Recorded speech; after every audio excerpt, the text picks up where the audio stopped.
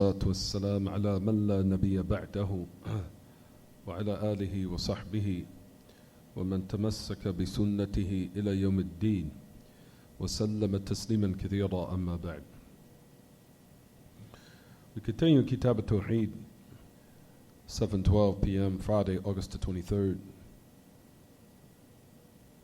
which agrees in this blessed month of the Hijjah.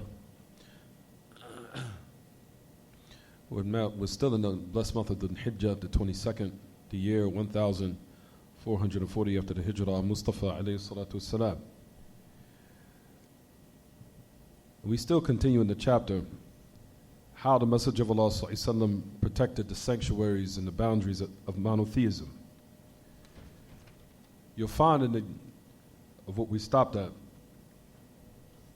was pertaining to the majority of the Sahaba who prohibited that one sets out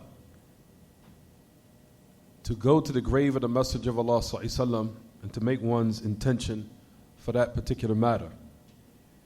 For verily, the intention, as we discussed, is to visit the masjid, or those three masajid in which the Messenger of Allah legislated for one to visit. And if one wanted to intend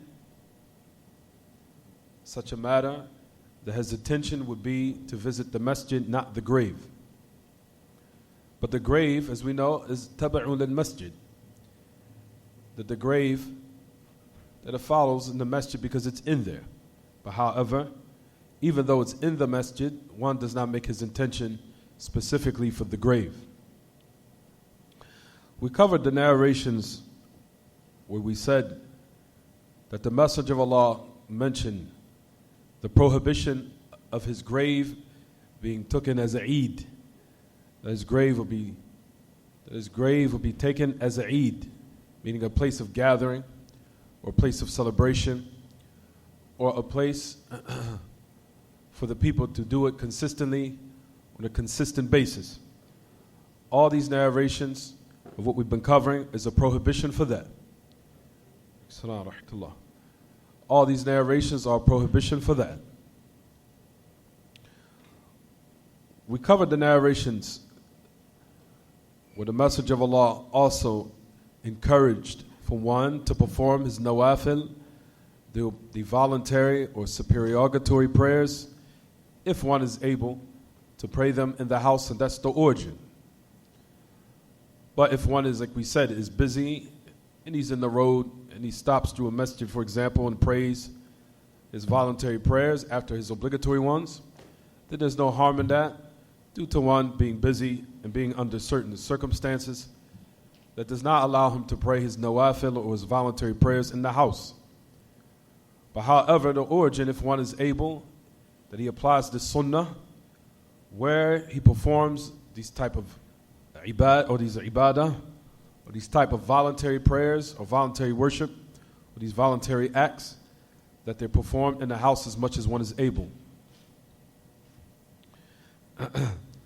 We talked about the narrations in which the great Imam, which was from the best of the Tabi'een, where his name was Ali ibn Hussein ibn Ali ibn Abi Talib, who was the grandson of Ali ibn Abi Talib, and the grandson of Fatima, the daughter of the Messenger of Allah sallallahu alaihi wasallam, and his name was Ali also, Ali ibn al-Hussein ibn Ali. Ali ibn Hussein also had a brother named Hassan ibn Hassan. Hassan, the son of Hassan, the son of Ali. So they were all family. So you have the narration which is in your books. The one we were speaking about is on the authority of Ali ibn al-Hussein ibn Ali. That's what's written in everyone's book. There was another narration as where we stopped. The narration where we mentioned last class. There's another narration was on the authority of Al-Hasan ibn Al-Hasan ibn Ali ibn Abi Talib. So you know Hussein, his brother, who's who, everyone? Hassan. Hassan also had a son named Hassan. Is it clear what I'm saying, everyone? Now, as we know, Hussein, his brother was Hassan. Hassan also had a son named Hassan. And similar to Ali, his grandfather was also Ali ibn Abi Talib. His grandfather was Ali ibn Abi Talib, radiallahu anhu, and also his grandmother was Fatima bint al-Nabi sallallahu alayhi wa sallam. The narration we mentioned last class, just to reiterate a little bit so we can be upon one page, that it says, Al-Hasan Ra'ani Al-Hasan. So compare the position of Ali ibn Hussein ibn Ali to his cousin, if you want to say for lack of better words, Al-Hasan, Ibn Hasan. But they were upon the same position. That where he said that a man came to the grave of the Messenger of Allah sallallahu فناداني وهو في بيت فاطمة رضي الله عنها يتعشى. The man who was praying in that space, and he came to the grave of the Messenger of Allah alayhi salatu wassalam. And he said, Ra'ani, that Hassan seen me by the grave, and he called me. He called me. He says, and Hassan was in the house of Fatima. And he said to him, come to dinner. Halumma ila al-asha. He said, come to dinner. So the man said, I don't want to. I don't have the need for it. So then Al-Hasan, Ibn Al-Hasan said, ما لي رأيتك عند القبر. Why did I see you by the grave? He said, فسلمت على النبي صلى الله عليه وسلم فقال إذا دخلت المسجد فسلم. He said, I wanted to give salams to the Messenger of Allah. Then Al-Hasan said to him, if you enter the masjid, give salams, فسلم.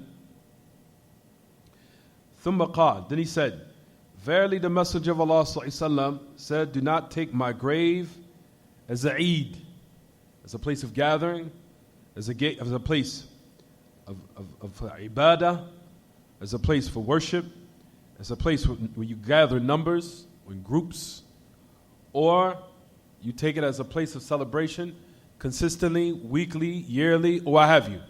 As the meaning of this narration, the Messenger of Allah is comprehensive for all of these meanings, as we said, whether it be what everyone, whether it be gathering, or whether it be performing acts of worship, or something that is done weekly or yearly or what have you. Is it clear what I'm saying, everyone?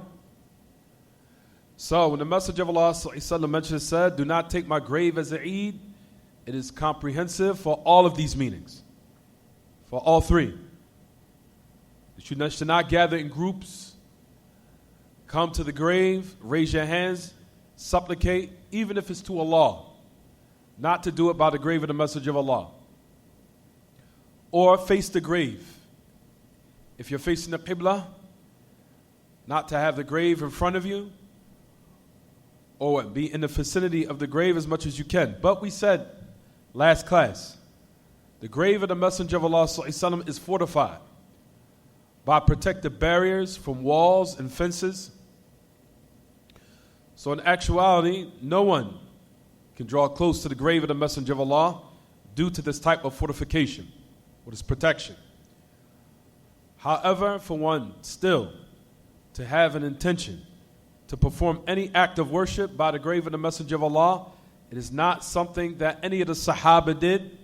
And like we stopped last class on the athar, on the narration of Abdullah ibn Umar, in which we'll discuss in a couple of minutes. As Abdullah ibn Umar only did it when he returned from his where, everyone? From his travels. That was it. No more, no less. But if you look to what the Salaf, or what the Kalam of the Ulama, what they mention, it's as if they were saying he's the only one that did that. In contrast to the majority of the Sahaba, none of them did that. So we'll talk about that in a minute, inshaAllah. But you'll find that Al-Hasan ibn Al-Hasan that he mentioned, he said, do not take my grave, that the Messenger of Allah said, he's talking about the father of his grandmother, who was Fatima, who was still, all of this family, and this lineage is a lineage of prophethood that returned back to the Messenger of Allah. As Hassan and Hussein Their grandfather, of course we know, was who, everyone? Was the Messenger of Allah. Their grandfather was the Messenger of Allah. And you'll find that we said, we want to go back to it in a minute, that they mentioned, and this was their position in regards to making dua, or one, embarking upon visiting the grave of the Messenger of Allah ﷺ, and making that their intention, that this was their position. Hassan ibn Hassan and also Ali ibn Hussein. He said, if you enter the masjid, give salams. Assalamu alayka ya Rasulullah. Allahumma salli wa sallam ala nabi. To the end of it. Give a salam to the Messenger of Allah. Assalamu alayka ya Rasulullah. To the end of it. He said, then he said, verily the Messenger of Allah said, do not take my grave as a Eid, and do not take your houses as graveyards. Send your salutations upon me. Verily your salah, or your salutations, reaches me wherever you are. Then he completed by saying, Allah cursed the Jews and the Christians. اتخذوا قبور أنبيائهم مساجد. They took their graves of their prophets as masajid. That you and the children or the people that are in Andalus, except all of you are equal. Meaning you giving salams, as we discussed last class. Right, everyone? طيب.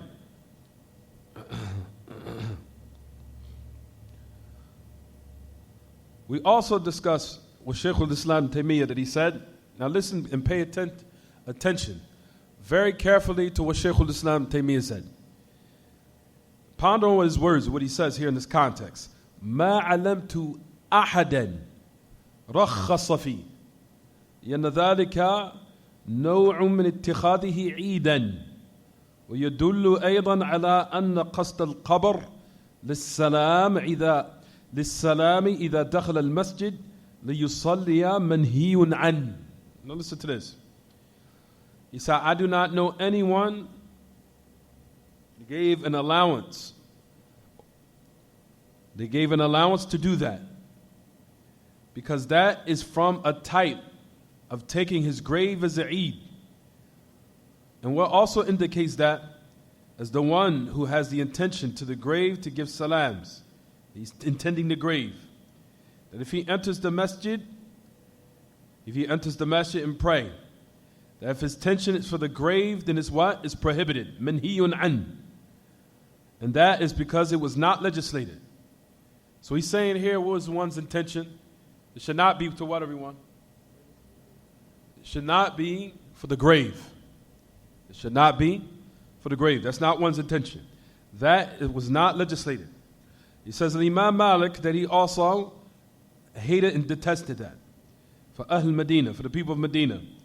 He says every time a person إذا كلما دخل الإنسان المسجد أن يأتي قبر النبي صلى الله عليه وسلم. He said that he hated for the people of Al-Medina that if they was to enter the masjid, that they would go or come to the grave of the Messenger of Allah. Then he said, because the Salaf, they did not do that. Then Imam Malik said a strong statement, which is a profound statement, where he said, وَلَنْ يُصْلِحَ آخِرَ هَذِي الْأُمَّةِ إِلَّا مَا أَصْلَحَ أَوَّلَهَا. يرحمك الله. He said then, none of the Salaf used to do that. He says, and will not rectify the last part of this ummah except what rectified the first. So he's saying that what the Salaf did or what the Sahaba did is what we should cling to and what we should take as a role model to be followed. So it's saying here, Ya Ma'ashal Ikhwa, that the Sahaba and the Tabi'een, if they came, they made their intention the masjid to pray in it, of course. And when they finished the salah, after they prayed in the masjid of the Prophet ﷺ, they either sat doing some type of remembrance, whether it be a recitation of the Quran or what have you. Then after that they left and they went about their business. And they did not used to go to the grave for salams, due to the fact that they had knowledge that the Messenger of Allah ﷺ, لِعِلْمِهِمْ أَنَّ الصَّلَاةُ وَالسَّلَامُ عَلَيْهِ فِي الصَّلَاةِ أَكْمَلُ وَأَفْضَلُ. Take in consideration that the Sahaba had knowledge that them sending salutations upon the Prophet ﷺ during the prayer was the most complete and the most virtuous. So they would suffice with that. If they would pray, sending salutations to the Messenger of Allah in their prayers, that would be adequate. That would be sufficient. And that was what? Considered complete, and that was considered what? Most virtuous. Is it clear what I'm saying, everyone? It says, then Shaykh al-Islam goes on to say, وأما دخولهم عند قبره للصلاة والسلام عليه هناك أو للصلاة والدعاء لم يشرعه لهم بل نهاهم عن في قوله. He says, as far as them entering by the grave to give salah, to send salutations and salams, or for prayer or supplication, then it was not legislated for them to do that. Rather, they know, or they had knowledge that the Messenger of Allah prohibited them in his statement, do not take my grave as a Eid and send your salutations upon me, to the end of the narration. It says, فَبَيَّنَ أَنَّ الصَّلَاةَ تَصِلُ إِلَيْهِ مِنْ بُعْدٍ وَكَذَلِكَ السَّلَامُ. The salah, or send the salutations, the salams, that it arrives to the Messenger of Allah sallam, from remote distances.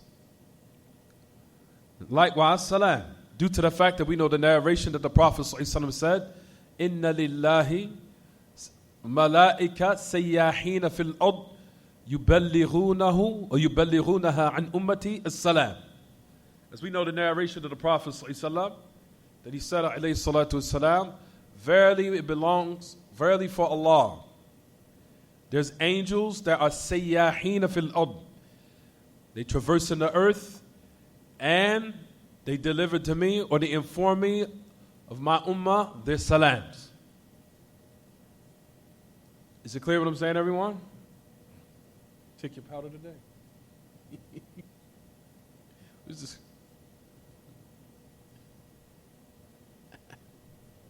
Not today. What's your powder? I was talking about that after Jumu'ah. Did you take some?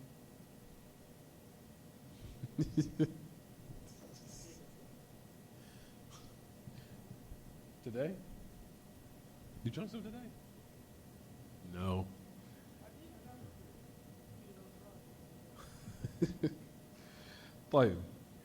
So it says that the Messenger of Allah sallam, as we know, the salams of his ummah, verily Allah subhanahu wa ta'ala has made angels, malaika, sayyahina fil ard, yuballighuna an ummatihi as-salam, that they convey to the Messenger of Allah sallam from his ummah the salams. But however, the Messenger of Allah sallam, like we said, cursed those who take the graves of the prophets as masajid, and the Messenger of Allah clearly established that this type of act or actions, we were saying, have not been legislated. We also spoke about how the shayateen, from the past, especially those who have been tested from being upon the methodology of the Sufis, that you'll find that shaitan misled and misguided a lot of people with the grave of the Messenger of Allah sallam, by allowing them to hear some type of voice or hear someone that would speak to them. And we utilize these type of wasawis, or these type of whispers, and misguide who he wanted to misguide from the people by these type of satanic tricks. And the shaitan utilized that to misguide them by the grave of the Messenger of Allah sallam, due to the fact that they did something that the Messenger of Allah clearly prohibited. This is in brief what we covered yesterday. So you just wanted to give a little concise mentioning of what we discussed from last class. But now we wanted to talk about the athar of Abdullah ibn Umar radiyallahu anhu ardah.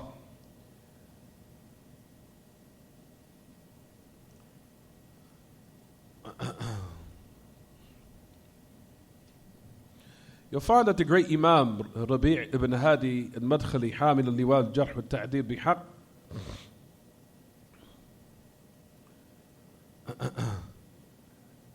you'll find that the author, that it says that Abdullah ibn Umar that if he was to return from a travel, إِذَا قَدِمَ مِنْ سَفَرٍ أَتَى قَبْرَ النَّبِيِّ صلى الله عليه وسلم and he said, As-salamu alayka ya Rasulullah. That Abdullah bin Umar, if he would return from a travel, he came to the grave of the Messenger of Allah and said salams. Then he would what? Then he would go.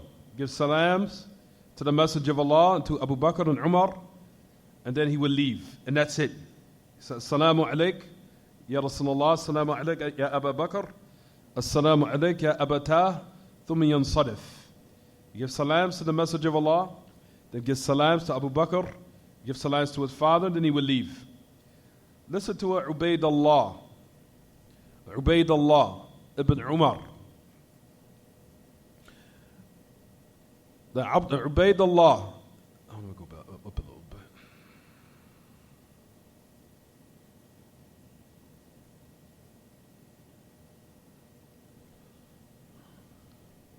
The Ubaydullah ibn Umar, that he said in the end of the statement, but listen very carefully. I want everyone to give me what they understand from this statement. After Abdullah bin Umar that was related this author, he said, we do not know anyone from the companions of the Messenger of Allah ﷺ did that, except Abdullah bin Umar. What is he as if he's trying to say here? Huh? It's almost as if it's you'll find, if you understand it, that it's like it's some type of him condemning this type of act. As I said, Abdullah bin Umar, he will be rewarded for what he did of setting out for what is true. But we don't know that any of the other Sahaba who had more knowledge than Abdullah bin Umar, from the Kibar al-Sahaba, whether it be from Abu Bakr, or whether it be for Umar, whether it be for Ali, or whether it be for Uthman, and none of the al-Ashr, or Ahad al-Ashr al-Mubashirin bil-Jannah, of those who have been promised paradise, and the rest of the Sahaba did any of that. So it's as if he's saying what? Might have been ijtihad for Abdullah bin Umar, and maybe perhaps the text didn't reach him. So this is what Ubaydullah ibn Umar that he goes on to say.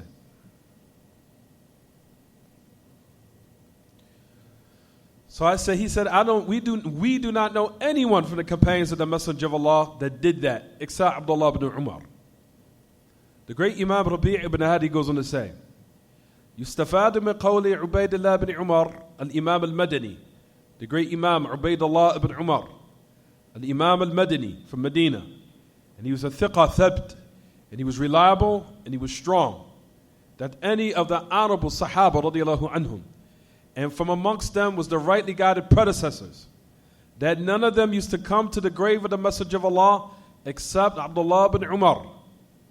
That if he would return from his travels, they would return from his travels, that he would do that. He said, despite of their tremendous love for the Messenger of Allah, and their tremendous honor of him and reverence of him, alayhi salatu wasalam, and obedience of him, and submitting to his sunnah, of course, by carrying out his commands, and applying his sunnah, that for the ummatul islamiyah, that for the Muslims all over the world, that they will return to their senses, tathubu ila rushdiha, that they will come back and return to their senses and follow these tremendous great people, these tremendous great individuals of understanding, and these noble human beings of the Sahaba. وَإِنَّنَا عَلَى ثِقَةٍ أَنَّهُمْ مَا وَقَفُوا جَمِيعًا هَذَا الْمَوْقِفِ. He says, and verily we're upon trustworthiness and reliability, that they, meaning the Sahaba, that all of them, that they took this position. Except that we mentioned as saying that they were upon a strong foundation, they were upon a correct way, upon what was prophetic, noble, and correct understanding and knowledge. He goes on to praise them, and then after the end, he mentions, it says, except you'll find that they carried out and executed the instructions of the Messenger of Allah ﷺ by saying, him ﷺ, do not take my grave as a Eid. And the Messenger of Allah making dua to Allah subhanahu wa ta'ala, O Allah, do not make my grave an idol worshipped. And then the Messenger of Allah clearly mentioned and said, لعنة الله على اليهود والنصارى. May the curse of Allah be upon the Jews and the Christians. They took their grave as their prophets as masajid. So when the Sahaba heard this, they executed the orders of the Messenger of Allah and carried it out. By what? By leaving alone, going to the grave. They left it alone. And when they carried out these tawjihad, al-azima al-hadifa, when they carried out these orders, these tremendous instructions, that its goal was to protect the monotheism of Allah Ta'ala and maintain the proper Islamic belief from anything that will taint it of extremism and misguidance in which the people of the book fell into in the past. كان ذلك الموقف الواعي الرشيد من الصحابة الكرام وعلى رأسهم الخلفاء الراشدون والفقهاء المبرزون مثل زيد بن ثابت وابن مسعود وابن عباس وأبي بن كعب وغيرهم من علماء الصحابة وعظمائها وساداتها فما هم إلا جند الله ثم جند محمد. To the end of it. He says that they took this tremendous sound understanding, meaning the Sahaba, and at the head of them was the rightly guided predecessors and those from the greatest of the Sahaba who possessed knowledge. From them was Zayd ibn Thabit, Abdullah ibn Mas'ud, and Abdullah ibn Abbas, Ubay ibn Ka'b, and other than them, from the scholars of the companions, and the magnificent of the companions, and those who are from the prominent of them, except that they stayed away from visiting the what? The grave of the Messenger of Allah. So as if they are saying, you'll find that they're mentioning that, the author of Abdullah ibn Umar, that we say that he will be rewarded for his ijtihad. But maybe perhaps that was the position of these other Sahaba who were great in their knowledge and understanding, who have more knowledge of certain affairs than Abdullah ibn Umar. Maybe perhaps, like we said, that Abdullah ibn Umar did not what? Did not know. Or Abdullah ibn Umar radiyallahu anhu ardah will be rewarded for his ijtihad because he was from the greatest of the ulama of this ummah. But however, the Sahaba of those who are well established and grounded in knowledge did not do this at all. If they went to the masjid, the Messenger of Allah, they would give salams whether it be in the masjid or whether it be far away. And even if one wanted to say that what Abdullah ibn Umar, what he did was correct, let's just say, upon those who want to say, well, I take and I do what Abdullah ibn Umar did. For Abdullah ibn Umar only did it on an occasion where he only what? Returned from a travel, and that's it. That's the most of what you'll find or gain of understanding from this what? From this particular narration. That's it. No more, no less. Is it clear what I'm saying, everyone? So now I'll read some of the athar in which... Oh, what was it? Where's subhanAllah there? I just had it, subhanAllah. Here it is. So now we want to take from some of the athar in which, upon Imam Malik, what he talked about, he gives a little bit of clarity here, just to clarify maybe some misconceptions in some of the athar that were mentioned in this regard. So listen when it goes. Is it time already? Oh, we have a couple of minutes? Oh, okay. Firstly, we want to lay down that which has been established, that with Ahl Sunnah, that it's not permissible to visit or for one to set out in travels, as they say, shaddur rihal, to set out in his travels, make it his intention to travel long distances for masajid, meaning making the intention for the masjid, except what? Except three. As they say, for one to establish those travels remotely as far as to those masajid, except three that the Messenger of Allah mentioned, which is what? As we said, Masjid al-Madinah, or Masjid al-Haram, and Masjid what, everyone? Al-Aqsa. Right, everyone?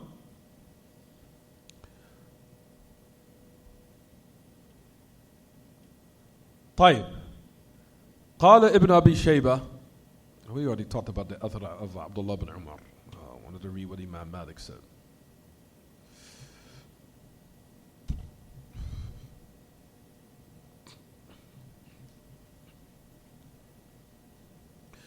These narrations of Abdullah ibn Umar was restricted لما أطلق في غيرها لهذا استفاد جماعة من أهل العلم عدم جواز زيارة قبر النبي صلى الله عليه وسلم إلا كما زاره عبد الله بن Umar. He says of what was established, if one wants to take from this author of Abdullah bin Umar, that the people of understanding of knowledge was saying that it's not permissible to visit the grave of the Messenger of Allah. And for what one would take from the understanding of Abdullah bin Umar is that he would do it when he's either coming in his travels, or he's coming or returning from a travel, and he's coming to Medina. For example, he finished traveling and he's a resident in Medina.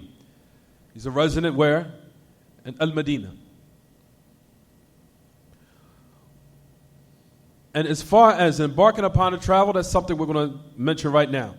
There's a refutation that Shaykh al-Islam have wrote against an individual named Al-Akhna'i.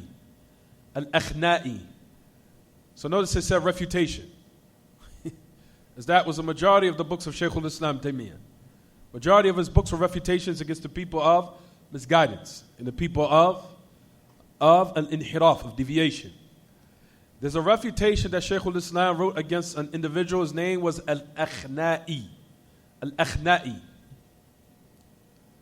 وفي الرد على الأخنائي, in this book, he said on the 46th page, or page 46, he said, قال قاضي عياض, just listen everyone. القاضي عياض mentioned the statement of Imam Malik in his Mabsut. He said, وليس يلزم من دخل المسجد وخرج منه من أهل المدينة الوقوف. Brothers, don't forget to pray 2 rakats before you sit. Some of the brothers, they just come on notice, they just sit. وخرج منه أهل المدينة الوقوف للقبر. He said in the statement of what Imam Malik in his book called Al-Mabsut, this is all Shaykh al-Islam's refutation against Al-Akhna'i. He said, وَلَيْسَ يَلْزَمَ مَنْ دَخَلَ الْمَسْجِدِ وَخَرَجَ مِنْهُ مِنْ أَهْلِ الْمَدِينَةِ الْوُقُوفِ لِلْقَبْرِ. It is not necessary for those who enter the masjid and those who leave out from it, from the people of Medina, that they would stand at the grave. He said, وَإِنَّمَا ذَلِكَ لِلْغُرَبَاءِ وَقَالَ فِيهِ أَيْضًا. Verily that was people who are what? Traveling. People who are what? Traveling. لِلْغُرَبَاءِ. For those who are traveling. There's the meaning of غُرَبَاء here. وقال فيه أيضا ولا بأس لمن قدم من سفر. The same exact same thing. No problem if one wants to take. That if one was to return from the travel, that he would go out also to sit out in his travels. That he go to the grave and just give salams and that's it. No more, no less. فيصلي عليه ويدعو له ولأبي بكر وعمر. Now listen to what he goes on to say. فإن الناس من أهل المدينة لا يقدمون من سفر ولا يريدونه. However, he was saying that is what's the understanding of Abdullah bin Umar. Then now listen to as it goes on to stay in this last part. He said, if that's what you want to extract from Abdullah bin Umar, okay, that's the affair. That's what we understand. No problem. You come back from your travel, you give salams, that's it. Then you leave. However, now listen to what he goes on to say. The people of Ahl al-Madinah لا يقدمون من سفر ولا يريدونه. يفعلون ذلك في اليوم مرة أو أكثر. وربما وقفوا في الجمعة وفي الأيام المرة أو المرتين أو أكثر من ذلك عند القبر. يسلمون ويدعون ساعة. فقال لم يبلغني هذا عن أهل الفقه ببلدنا. وتركه واسع ولا يصلح آخر هذه الأمة إلا ما أصلح أولها. So listen what Imam Malik goes on to say. For verily the people of Ahl Medina, they will never come from when they return their travels, whether it be them coming from their travels. He's talking about the ulama of Medina and the Sahaba. That they never wanted to what? To do that. Or do this affair. For especially in a day where they would do it once or twice or 10 times or 100 times, going to the masjid, going to the grave, gathering around the grave of the Messenger of Allah, doing any type of act around his grave, raising their hands, doing it once, doing it twice, doing it 5 times. And then they even might now do it abundantly in one day, especially particularizing Yawm al-Jumu'ah with that they would never do this. Yusallimun wa yad'un sa'a, that they would stand by the grave, doing it especially for long periods of time, a half an hour, a long time. Then Imam Malik goes on to say there has not reached me or conveyed to me from the people of true understanding and knowledge in this city. وَتَرْكُهُ وَاسِعٌ. He says in this city that they would do that. And leaving off is something that is what? Is expansive, meaning that you leave it off is that you do that. Not to make what? Not to set out to the grave of the Messenger of Allah and make a dua. Go into his grave. And he says it will not rectify the later part of this nation except will rectify the first. وَلَمْ يَبْلُغْنِي إِنَّ أَوَّلَ هَذِهِ الْأُمَّةِ وَصَدْرُهَا أَنَّهُمْ كَانُوا يَفْعَلُونَ ذَلِكَ وَيُكْرَهْ لِمَنْ جَاءَ مِنْ سَفَرٍ أَوْ أَرَادَهُ. Now listen what Imam Malik says. And it has reached me that the first part of this ummah, and then the middle part, he's talking about the Sahaba in the first three generations, that they did that. Rather, it is detested, except for the one, like he said, that comes back from a travel, returns, or wants one. Even though the majority of the other Sahaba did not do that. So even if they wanted to say, let's just say, for example, Abdullah ibn Umar did it, Abdullah ibn Umar did it, Abdullah ibn Umar just gave salams and that's it. He kept moving. No more, no less. He did not make a salah, didn't raise his hands in supplication. He did not do any of this. All he did, walked in, Assalamu alaykum ya Rasulullah, Allahumma salli ala Muhammad, left. Or Allahumma salli ala Abi Bakr, wa ala Abatah, upon my father, left. That's it. So if let's just say you want to take the position of Abdullah ibn Umar, when he would return to the travel, all he did was give salams and he left. That's it. No more, no less. And the only time he did it was when he returned from a travel. No more, no less. So no one can understand this author, Abdullah ibn Umar, now to utilize it to now perform various types of ibadah around the grave at all. All it was salams and he left. Assalamu alaikum. Ya Rasulullah, salamu ala Abi Bakr, wa ala Abataya, wa ala Abataya, upon my father, and he left. No more, no less. He gave salams to them and he left. So if anyone wanted to utilize this other, then the most of what you will understand is to give salams, no more, no less. Even though the other majority of the Sahaba, who was from the Khulafa al-Rashidin, didn't do it at all. Is it clear what I'm saying, everyone? That they did it at all. And I'll stop here and continue after the event. Somebody want to call the event? Amir in the office? Or anyone? He say you want to call it? You want to call it? You want to call it? Oh no.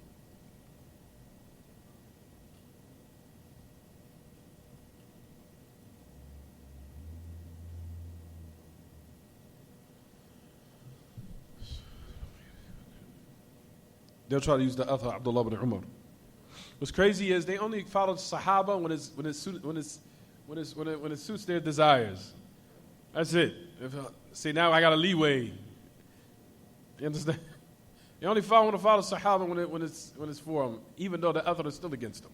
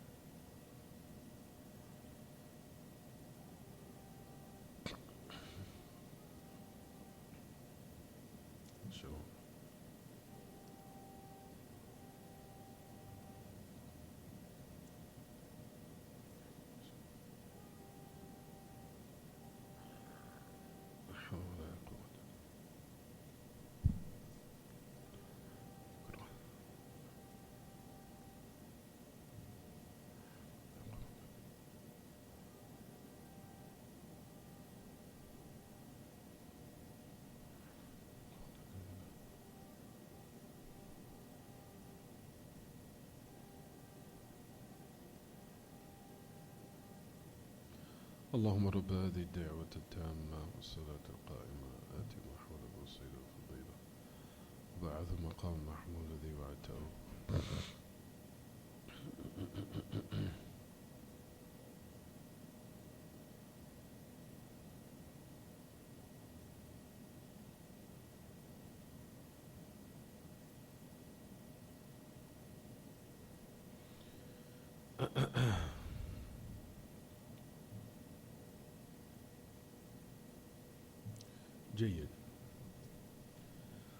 So that's what we understand from the author of Abdullah bin Umar. So he said he used to return from his travels, and when he would return, he would come to the masjid, he would enter, he'd go close, he would go near the grave, give salams, and that was it, and he would leave.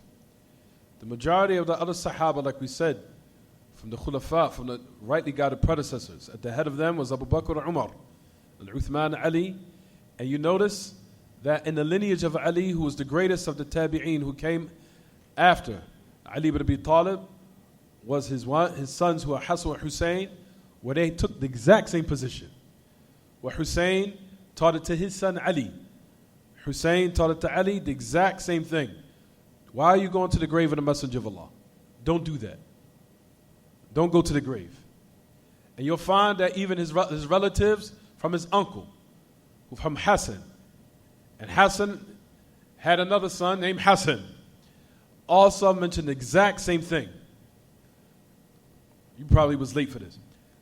For the exact same thing, that their position was, if they seen a person standing by the grave of the Messenger of Allah, supplicating or raising their hands or doing anything of any type of worship, that they prohibited them from doing that. They prohibited them from doing that.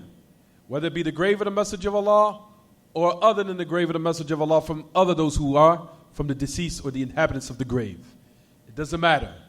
Whether it be, and if the Messenger of Allah's grave has been prohibited, where he alayhi salatu wasalam prohibited the people take his grave as a Eid, to not do any acts of worship around his grave. And like we discussed, his grave is not even what? It's not even exposed. It's covered. It's protected. For anyone to now try to utilize it as a place of worship, or to try to utilize it as an affair or act of worship to draw close to Allah subhanahu wa ta'ala by, that all of that has been what? Prohibited. And the Messenger of Allah sallallahu alaihi wasallam had made dua to Allah ta'ala to protect his grave, not to be taken or utilized as an idol worship besides Allah or along with Allah. So that's the reason why you'll find the position of the Salaf, for those who had a lot of fiqh and understanding, prohibited this matter.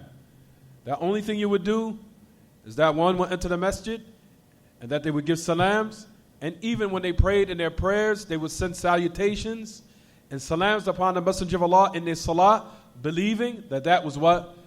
That was adequate, that was sufficient, that was perfect, and that was what? That was most virtuous. And they would suffice, and they would move and go about their business. Is it clear what I'm saying, everyone?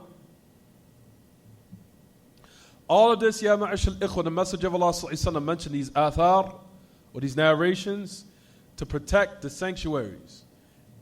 And to protect the what?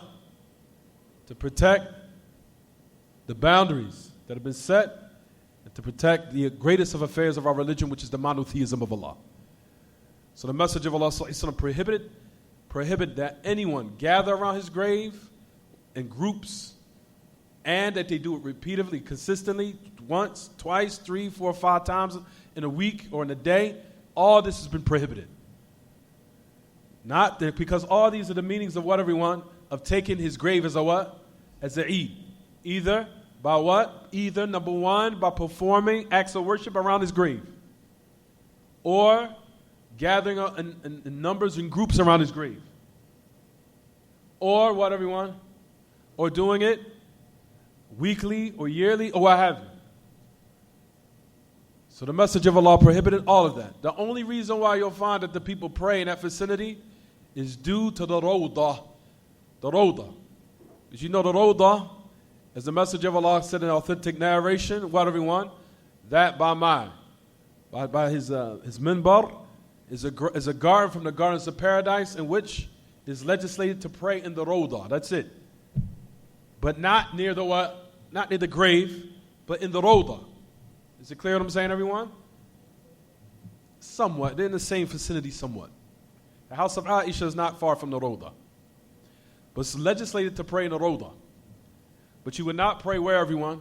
You would not pray where the Messenger of Allah's grave or where the house of Aisha is in front, because the grave is inside of the house. That's the reason why we said it's fortified. First of all, there's the house of Aisha. Then you have fences. Then you had gates to protect the people from what? From now being misled, shaitan utilizing his grave by now, allowing the people to fall into polytheism by these affairs in which the Messenger of Allah made dua that this would not happen, that his grave would not be taken as an idol worship. So a person now prays in front of the grave, on purpose of course, and he does it and he makes his intention. All of this is from those affairs that are what? Innovated.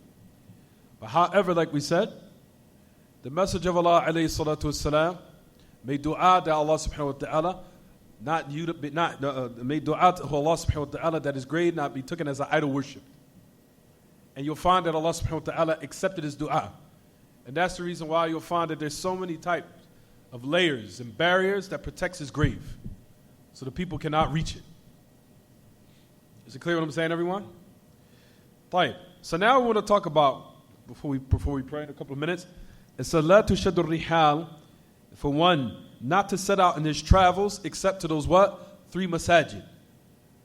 As we've already established this matter. This has been legislated. That one sets out in his travels as far as intending to visit a masjid, that affair is not legislated except for what? Except for 3. That the Messenger of Allah clarified. Listen to this narration, the authority of Abu Hurairah radiallahu anhu ardah. He said, there was a man that set out to travel to At-Tur. His intention that he wanted to now prepare to set out an expedition or travel to the Tur, to the mountain of, I think they call it the mountain where Musa, Allah subhanahu wa ta'ala spoke to Musa. So the man set out. His name was Basra ibn Abi Basra. So Abu Hurairah said to him, because he did it. He set out in a travel to go to the mountain where Allah subhanahu wa ta'ala spoke to Musa. So Abu Hurairah said to him, لو أدركتك قبل أن تخرج إليه لما خرجت. He said, if I would have reached you before you left out, to set out to that mountain, you would have not left out. لما خرجت. You would have not left out. I heard the Messenger of Allah say, لا تعمل المطي إلا إلى ثلاثة مساجد. That those steeds or those riding beasts, meaning to be utilized for travel, that they're not utilized to set out except for 3 masajid. And then he mentioned the narration.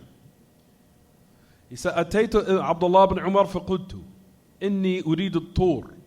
There's another narration where even Abdullah ibn Umar, that he even went out and said that I want to visit the mountain where Allah subhanahu wa ta'ala spoke to Musa. He said, verily the travels are not set out except for 3.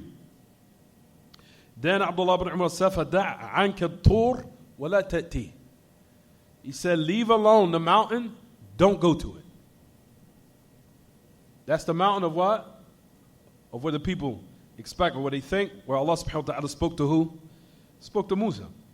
فابن عمر وبصرة ابن أبي بصرة جعل الطور مما نهي عن شد الرحال إليه لأن اللفظ الذي ذكر فيه النهي عن شدها إلى غير الثلاثة مما يقصد به القربة.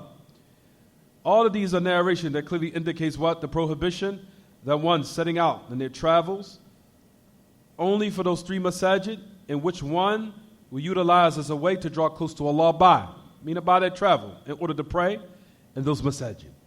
So it's now what is known and been established أن المستثنى منه عام في المساجد وغيرها وأن النهي ليس خاصا بالمساجد ولهذا نهيا عن شدها إلى الطور مستدلين بهذا الحديث.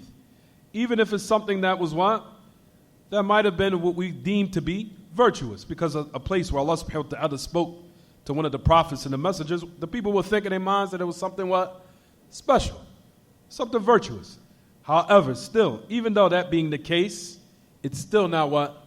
Still not correct. So فَالطُّورِ إِنَّمَا يُسَافَرُ وَإِنَّمَا يُسَافِرُ مَنْ يُسَافِرُ إِلَيْهِ لِفَضِيلَةِ الْبُقْعَةِ.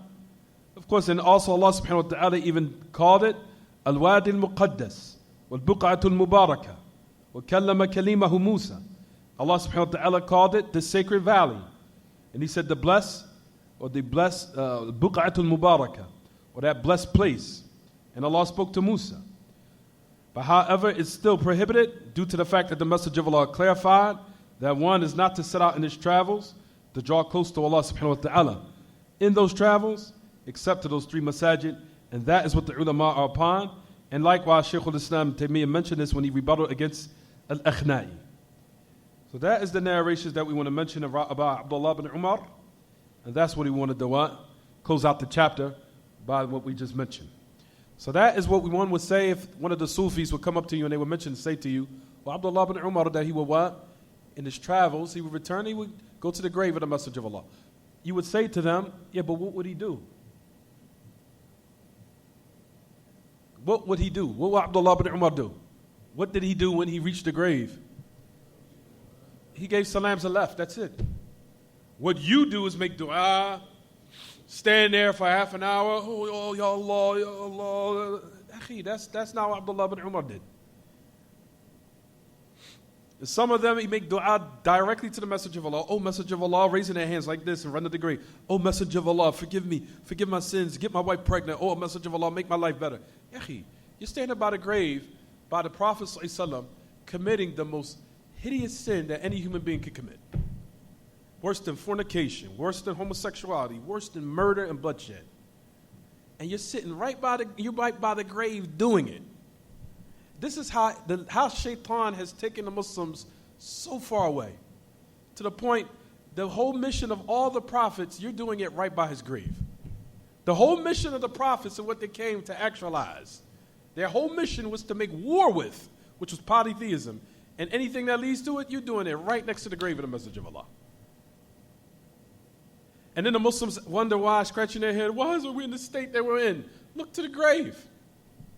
Somebody committed polytheism and asking the Messenger of Allah to forgive them right next to his grave. And then everyone wants to wonder why we're in the state that we're in. Look. You committed a sin that's considered worse than stealing, worse than fornication, worse than adultery, worse than killing, worse than homosexuality. I said killing.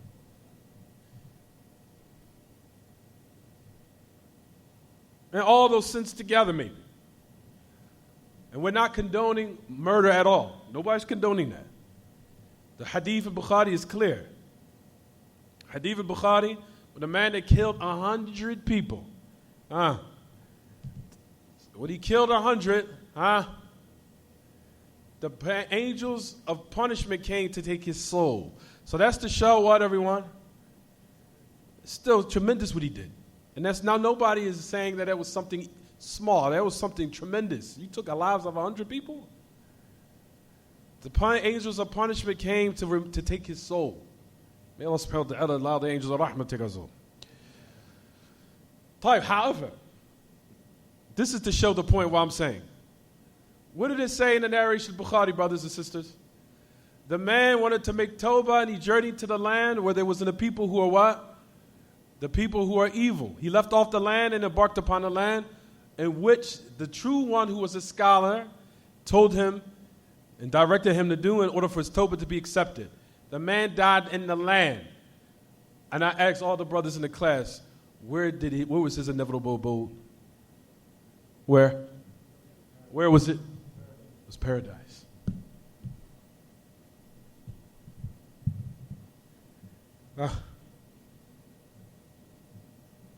His intention was pure, and his intention was to make pure tawbah for Allah.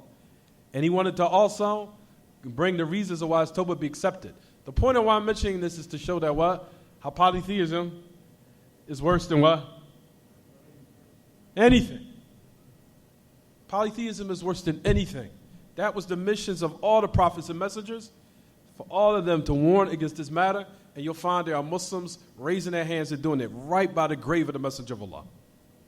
Right by his grave. This to let you know how Shaitan has took the Muslims so far away from what is correct. You're right next to the Messenger of Allah, is buried right there, and you're committing shirk, which is the most pathetic sin that any human being could commit. And then the Muslims wonder, and they always keep asking themselves, why are we in this state and we're being humiliated? Look to the grave right there. That gives you the answer right there. Is it clear what I'm saying, everyone? Let's read the Masail quickly so we can finish and we have to pray. Read the Masail, be loud with a what? Loud voice.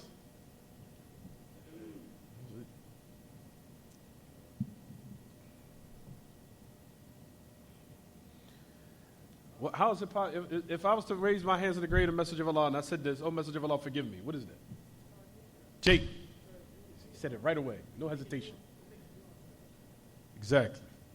See? Benefited. He said it directly too. He said, shirk. Okay, Jade. What if I made dua to Allah subhanahu wa ta'ala right by the grave of the Messenger of Allah? Is that Tawheed?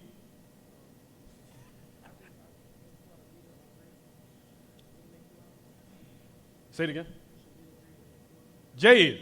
The answer is correct too. You should leave the grave and make dua. Leave the grave alone and go and make supplication. But what is it, this act that I'm doing by the grave of the Messenger of Allah? I'm still making dua to Allah though. Is there anything wrong with what I'm doing? That's Tawheed. I'm going to make a dua to Allah subhanahu wa ta'ala by his grave. He understands the point, but I want to mention the word. What is that, everyone? It's minor polytheism. Minor polytheism opens the door to major polytheism. So me supplicating at the grave is what? It's minor polytheism. Because it opens up the door. Anything that opens the door to polytheism opens up its door, leads it down the road.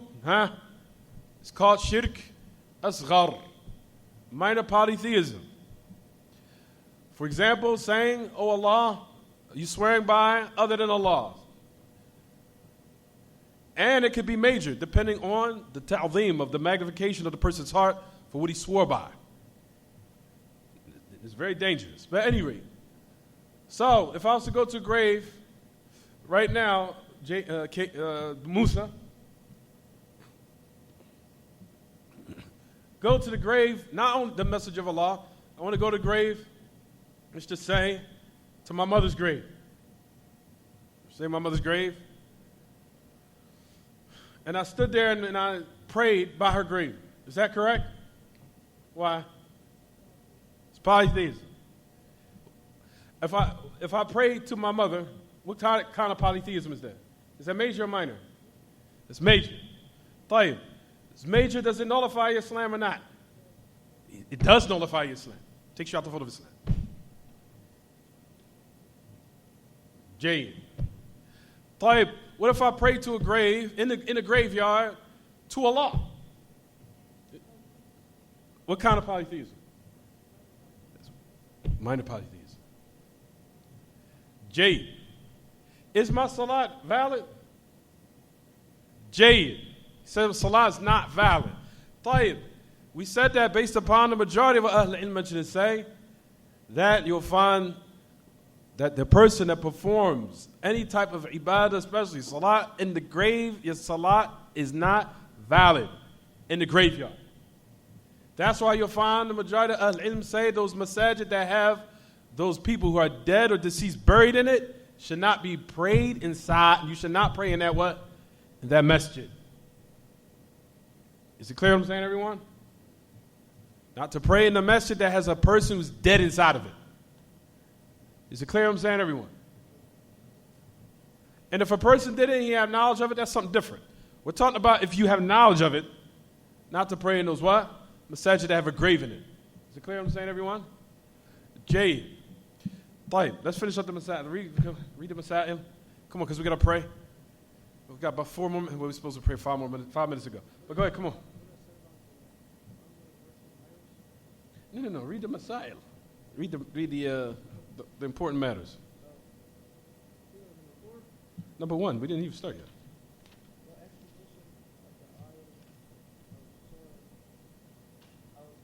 Bara'ah. The tafsir of the ayah, which is the Surah Bara'ah. Which is what, everyone? The last ayah is Surah At-Tawbah. Surah Bara'ah is what, everyone? Everybody saying Surah Bara'ah. Surah Bara'ah is Surah At-Tawbah. Surah Al-Bara'ah is Surah Al-Tawbah. It's the same. Some of the ilm in the past used to call it Bara'ah, and some of them used to call it what? Tawbah. What we know is this, which has been established in the Hafs, and the Mus'haf is what, everyone? Tawbah. What ayah is he talking about, everyone? The very last ayah is Surah Al-Tawbah. If you want to say, just to keep everything simple, the very last ayah is Surah Al-Tawbah, which is what?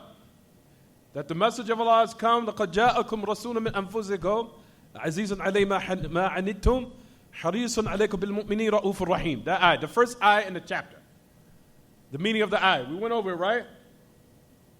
That the message of Allah ﷺ had all those characteristics of sympathy and concern for his ummah, of what would cause them destruction, of what would cause them doom, of what would be the reason for their demise, and especially what would lead them down the road to the most condemned and uglified sin that any human being can commit. Do you really think that the message of Allah ﷺ did not clarify it in the most what? In the most clearest way? Do you think that it would be far off that he did not clarify it and give it in detail?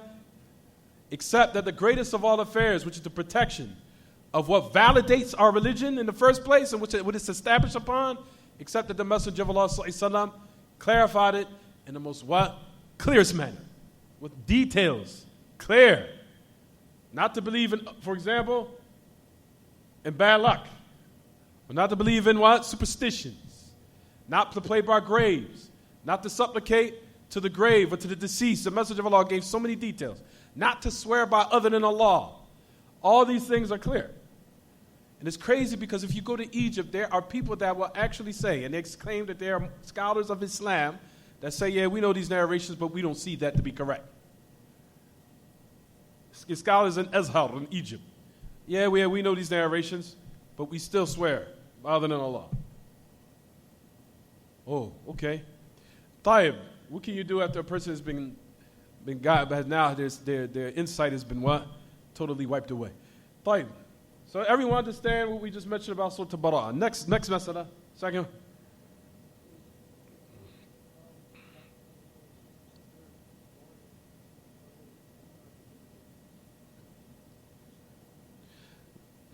Now, him removing, or for now, warning the ummah, warning his followers, عن هذه الحمى غاية البعد. How did he translate that? What was that, the second? How did they translate it again?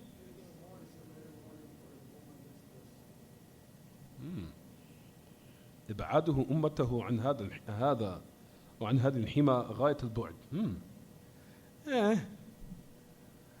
I would say that little bit of clarification here, that not only did he warn them, but he also removed them afar. So the message of Allah took.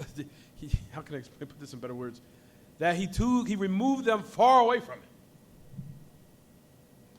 Meaning the type of clarification he gave to let one stay clear of this affair and make them what? So far away from it that they would what? They will fall into it. But however they kind of translate it a little bit. Like third.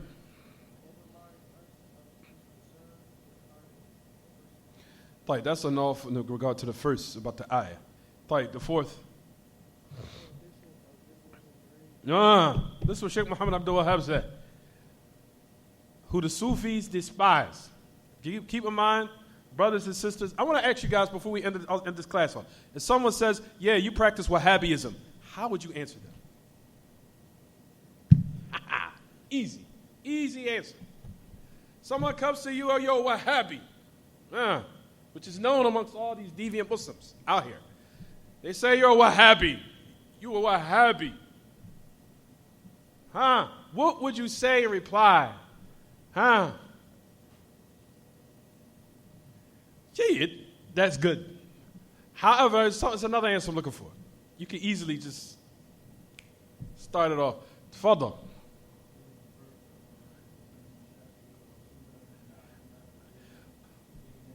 Gee, that's good. So make the connection, make the correlation.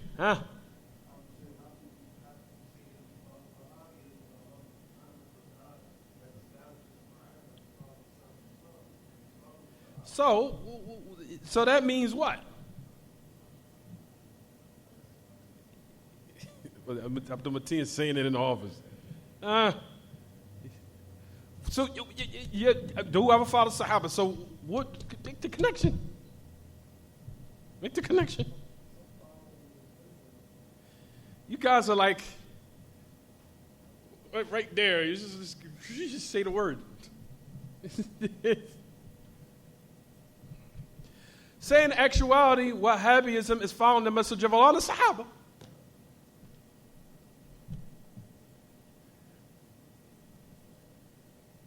You understand? However, Sheikh Muhammad Abdul Wahhab did not call his call Wahhabism. That was a label that was made by his enemies. So why would I be held accountable for what my enemies called me, not for what I call or what Sheikh Muhammad Abdul Wahhab called his da'wah?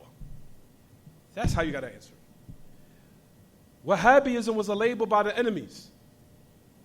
He never called his call Wahhabiyya. He never called it Wahhabism. He never did.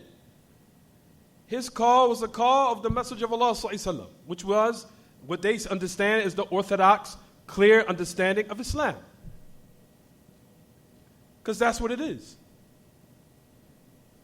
It's the clear understanding and the correct, pure, orthodox of Islam. Was what? Was what the Messenger of Allah upon it and the Sahaba. That was the call of Sheikh Muhammad Abdul Wahhab. Right or wrong? That was his call. Was the people to go back to what? The message of Allah upon. So the ummah could be restored back to its what? Its pride and its high status that it was in the past. How do they do that? Except they have to return back to what? The message of Allah was upon the Sahaba. So, how can I be held accountable and blameworthy, or even Sheikh Muhammad Abdul Wahhab be accountable and blameworthy for something that his enemies called him, not what he called his da'wah? Never called his da'wah, never called his call Wahhabism. That was the enemies. From the Sufis, from the Tablighis, from the Shia, from the grave worshippers, the idol worshippers. They called it Wahhabism. And it's the same thing of the past when the people are upon the truth who are in the past, way before Sheikh Muhammad Abdul Wahhab. You want to take it? We can take it all the way back to what? During the time of Imam Ahmed. But those who held on to what the Sahaba were upon, they were called Hanbali. Imam Ahmed never called his da'wah what? Hanbaliya. He never called it Hannibalism. He never called it that. So the people who held on to the true understanding of Islam back then were called Hanbalis.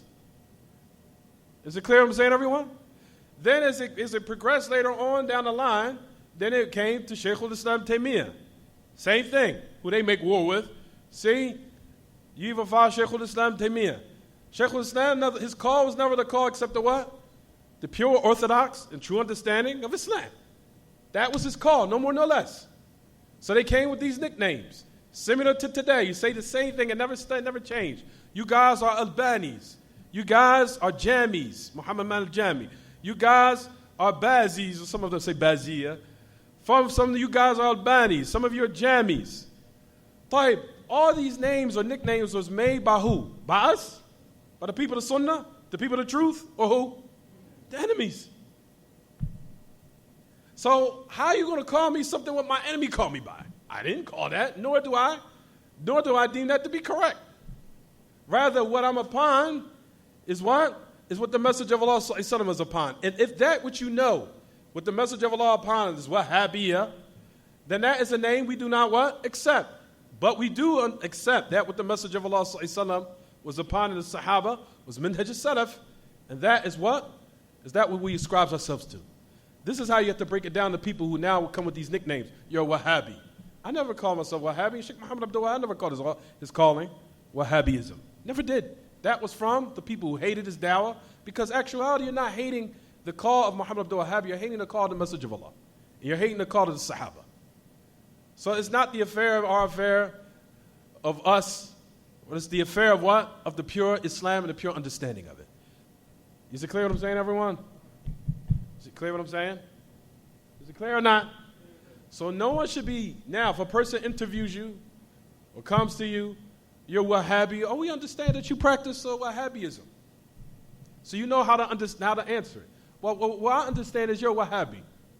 You practice Wahhabism, that Wahhabism of Islam. And you would say, first of all, the word Wahhabi, let's go back to it. Go back to the history of it. The person who you're ascribing to is Sheikh Muhammad ibn Abdul Wahhab. What's the other strange thing is they call his dawah by the dawah of his father. And I think it's his grandfather in actuality, which is another weird thing. Because its description, if you would call it Abdul Wahhab, Wahhabism, you would think we would call it Muhammadiism, because his name is Muhammad. But at any rate, to make a long story short, it gets more stupid as you listen to it. But at any rate, for the more we would say, if you want to make everything concise, this is how you would start off the discussion. You understand? We never called the call, nor did Sheikh Muhammad Abdul Wahhab ever call Wahhabism. We never did. That was something, the label that was given from his enemies.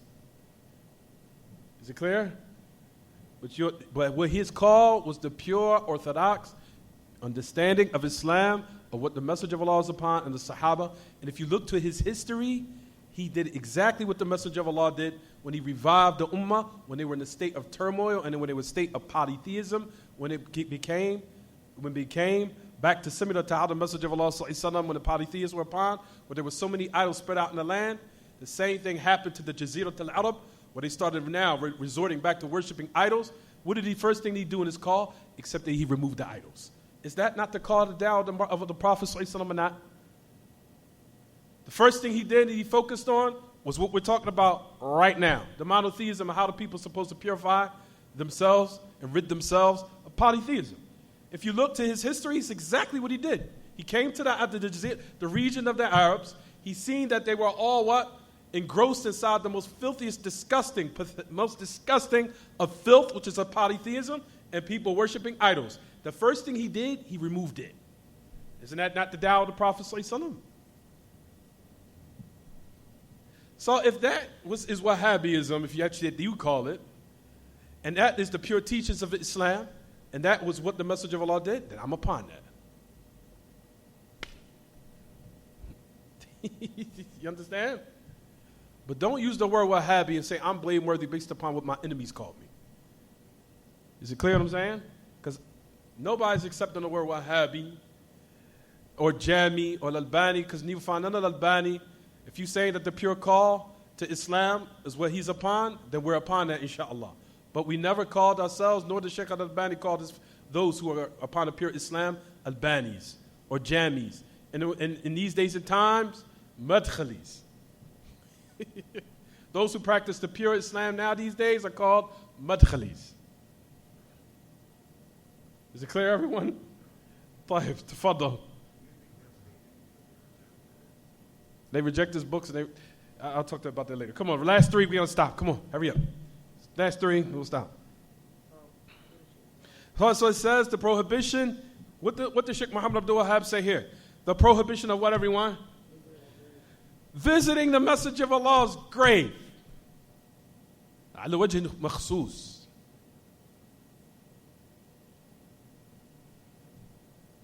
مع أن زيارته من, what does it say? Translate the rest. Under the conditions mentioned, even though visiting it is among the best deeds. As far as the masjid. Here, the fifth. His prohibition of visiting it often. Prohibition of visiting it consistently. Here, next.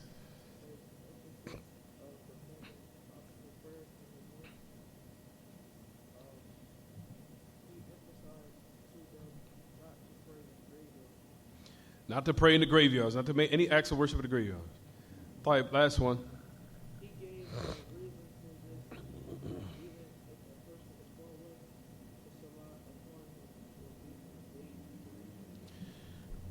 the salat The salat upon him will be conveyed to him. would be conveyed to him. So there is no reason for one to believe he must be told. What's the last one it says? I want to see how they translate this one.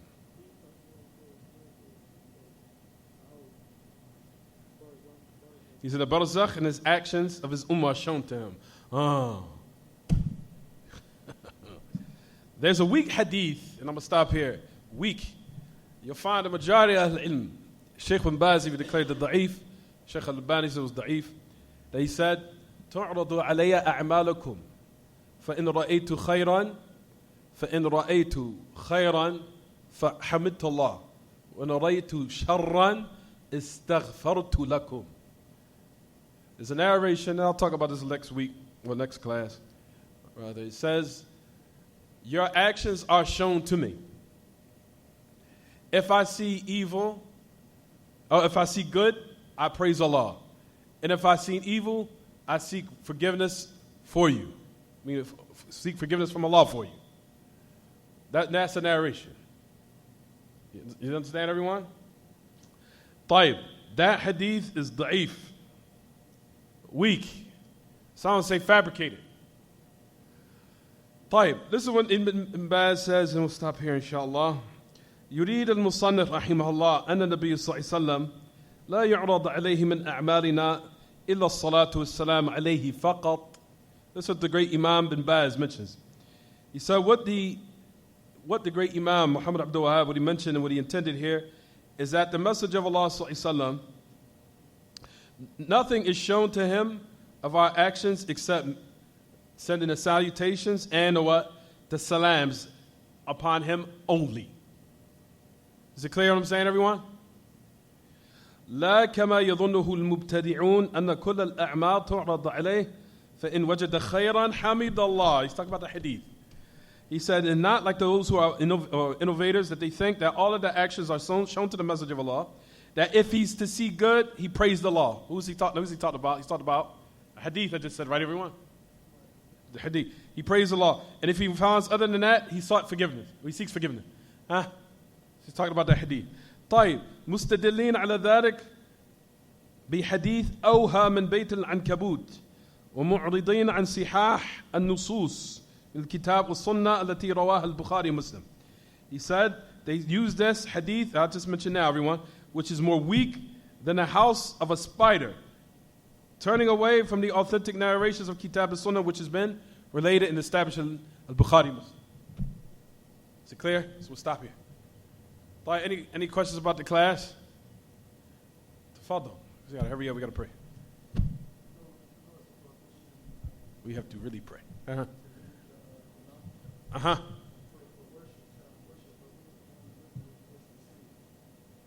Just to see the grave? It's not. Just for sightseeing? If one wants to sightsee, just to sightsee and pass by to see it, inshallah, there's no problem. You just want to sightsee, go, just to see what it looks like, no problem. But do not make it as a means for now for your travels to be set out, that we're going to now pack up our lunch and dinner and we're all going to go set out to go see the mountain. That's prohibited. Maybe might be on the way, stop through, you're doing something else. But other than that, one should not do that. If you're just passing by, you just happen to see it, inshallah, there's no problem with that. Because if you go on tour, even in Medina, people take you to certain sites where they say that they're the message of Allah, the cave, or they call Ghar Harra, where Jibreel had embraced him, whatever. They still show some people the sites, or what have you, what they think. And inshallah, there's no problem with that. But now to set out to do that, to make your intentions for that, then you shouldn't do that. But for sightseeing, inshallah, there's no problem. Is it clear what I'm saying, everyone? Is that it? طيب صلى الله وسلم وبارك على نبينا محمد وعلى آله وصحبه. سبحانك اللهم وبحمدك أشهد أن لا إله إلا أنت أستغفرك وأتوب إليك. Alhamdulillah, I'm glad you reminded me, because I would have forgot.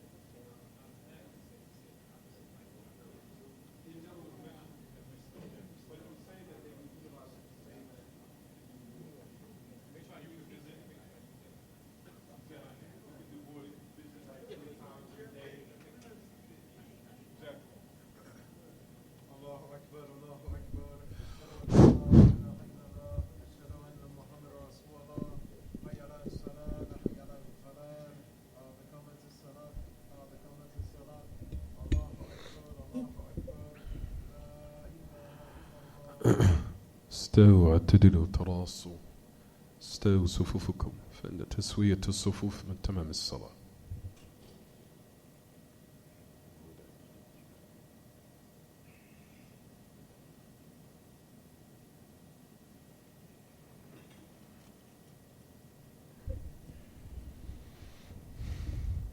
الله أكبر.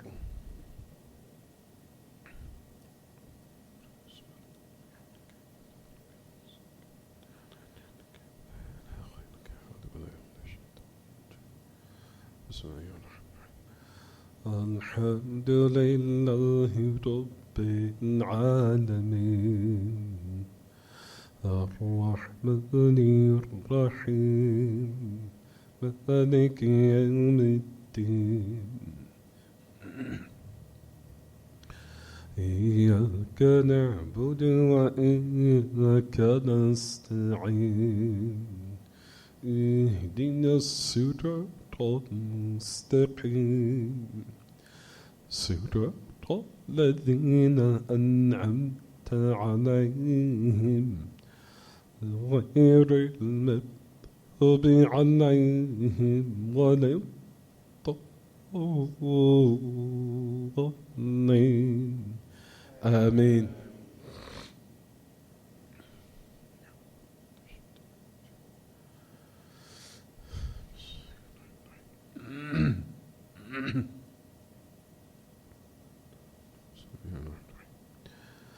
قل يا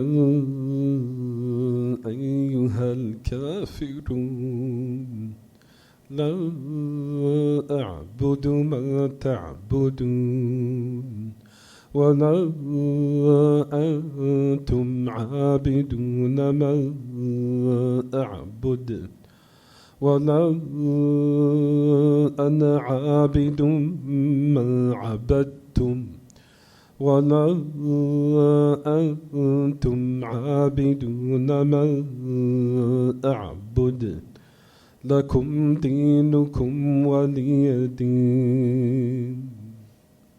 الله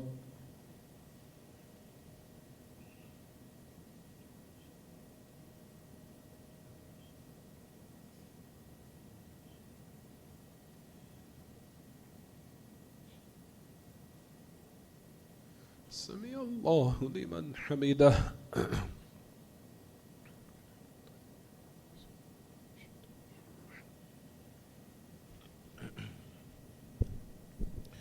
الله أكبر.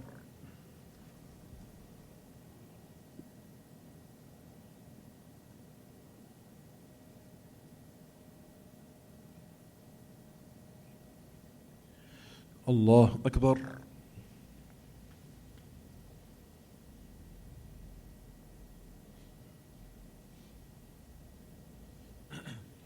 الله أكبر.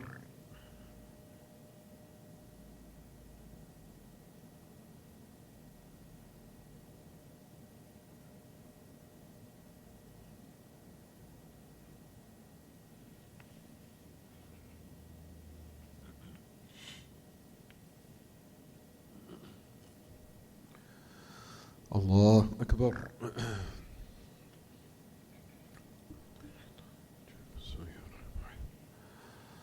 الحمد لله رب العالمين الرحمن الرحيم مالك يوم الدين إياك نعبد وإياك نستعين اهدنا الصراط المستقيم صراط الذين أنعمت عليهم غير المغضوب عليهم ولا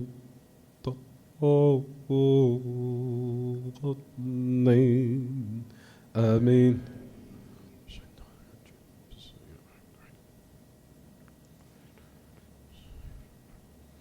قل هو الله أحد الله الصمد لم يلد ولم يولد ولم يكن له كفوا أحد.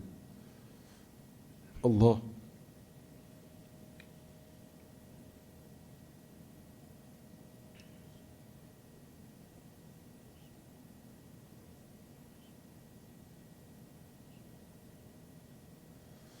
سمع الله لمن حمده.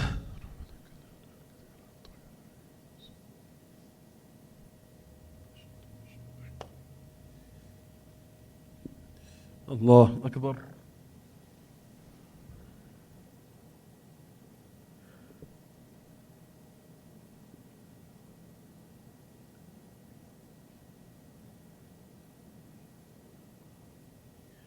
الله أكبر.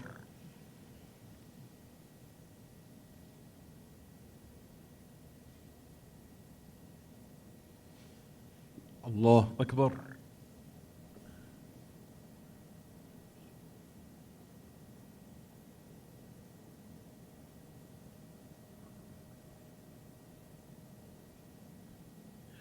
الله أكبر.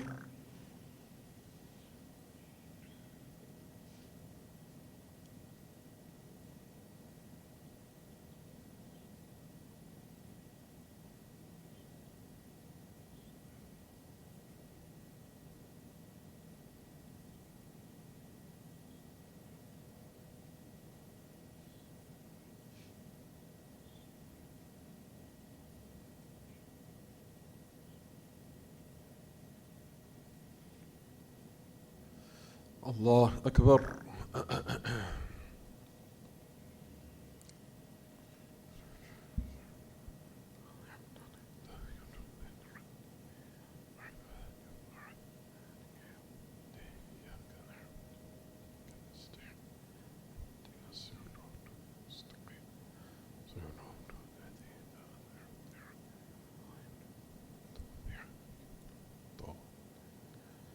الله أكبر.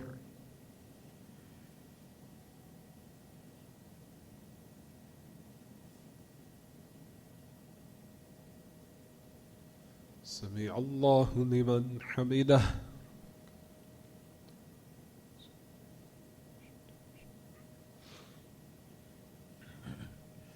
الله أكبر.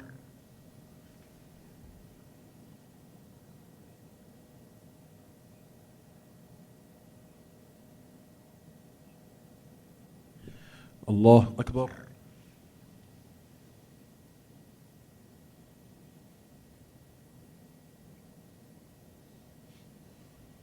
الله أكبر.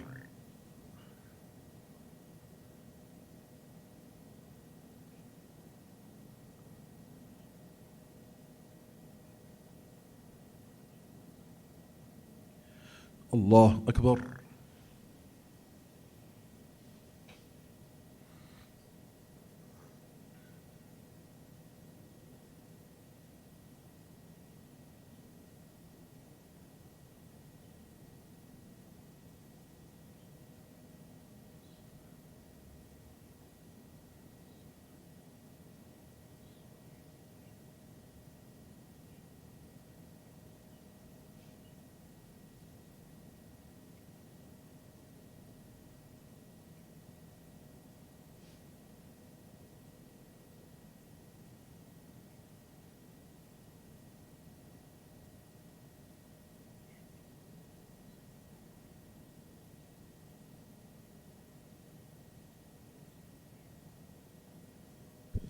السلام عليكم ورحمة الله.